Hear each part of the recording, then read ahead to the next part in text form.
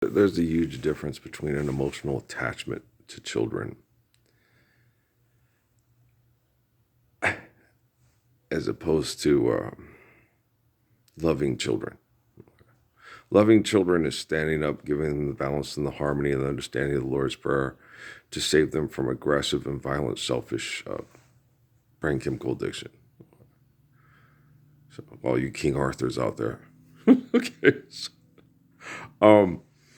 yeah, no, that Access Hollywood and that propaganda advertising for these fuckers here, that are always enlisting these fuckers here, that people are afraid of what's, they don't understand. No, people are afraid of something that can kill them or replace them and take away their attachments. Okay. They're not afraid of things they don't understand. They understand. It's pheromones. They smell it. Okay. He's a murderer for the government. His dad's a murderer for the government. They murder people that are oppressed and abused and have to compete for that because of that oppression. Okay. They completely understand why they want to kill Ben Affleck's character and beat him up in school. Just like Sheldon's mom. Those kids didn't understand. Those kids understood exactly why they didn't like you. Okay. They understand completely. Life's eternal and grace is infinite. This is genocidal operations, and there is no King Kong and Godzilla. Okay. There's a cradle. I think it's in El Paso.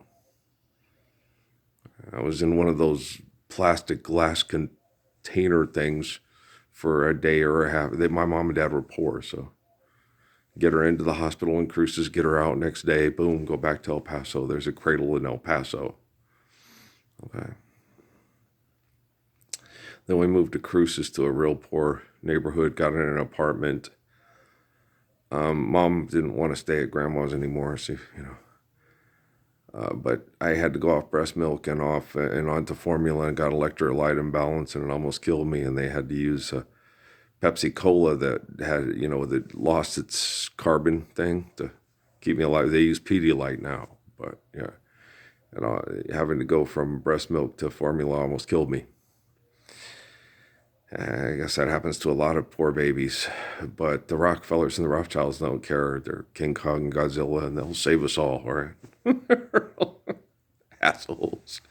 I understand they're addicted, and I understand their attachment to their children, and then every time their attachment gets threatened, they become more and more irrational and violent. I get how they are, I have the one fork, the one spoon, and the one I don't. I have like tons of forks and spoons, I've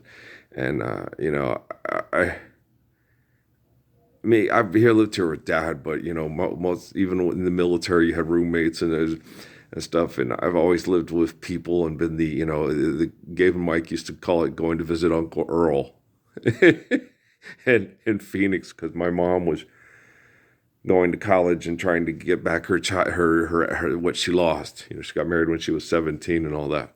So mom was trying to go get back what she'd lost. And me, I was just excited every time Gabe and Mike would come in. Jerry and Linda would come in with Gabe and Mike. And they used to get in Pancha and Patrice and because they come in for dog shows with their Boston Terriers. And I thought it was great, And we didn't, it was weird. They didn't want to discuss religion with Linda and Patrice, and mom didn't want to discuss religion with Linda and Jerry. Okay. We didn't discuss it in detail at all, hardly, because I'm a very respectful person and I'm not out drinking and partying and all that. So they had hope for Earl.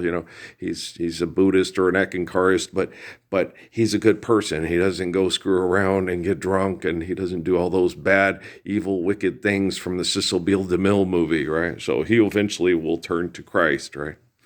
I already have Ralph Earl Parsons Jr. Christ. It's cool. It's in the book. I restore reality. My dad got mad at me. He said, "You're trying to take away all the magic in the Bible." I said, "No, I'm putting the faith based on reality back in and taking all the mythology that has people be irrational, violent thinkers and eradicating that. All you King Kongs and Godzillas out there, I'm a cradle in El Paso."